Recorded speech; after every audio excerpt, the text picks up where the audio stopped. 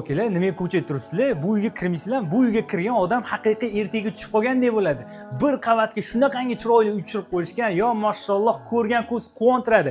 Menga eng yoqqan jihati men besetka bo'ldi-yu. Mana qarang, oila davrasida bir piyola choy ichib o'tirish uchun bundan zo'r joy bo'lmasa kerak.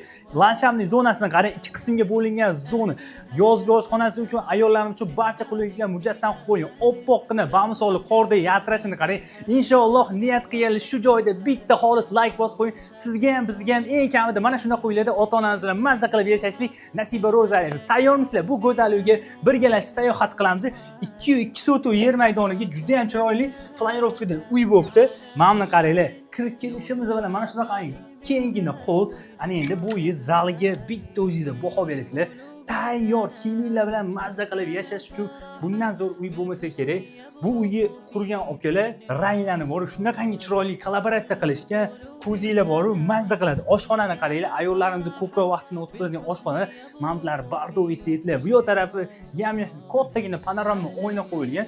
Juda ham chiroyli, yaxshi sifatli narsadan ishlatishgan. Hop, bu yoqqa keladigan bo'lsak, umumiy sanuzel qismi ana endi sizlar bilan birgalashib master spalniga kiramiz. Master spalnimizdan ko'rasizlar, o'zining ichida sanuzellariga ega va bu yoqqa keladigan bo'lsak, bitta bolalar yotoqxonasi, marhamat. Va shuni yonginasida oxirgi xonamiz bo'lyapti. Juda ham chiroyli. Inshaalloh niyat qilganlar eng kamida hammamizga mana shunaqa uylarda ota-onangiz bilan yashashlik nasiba ro'za aylasin.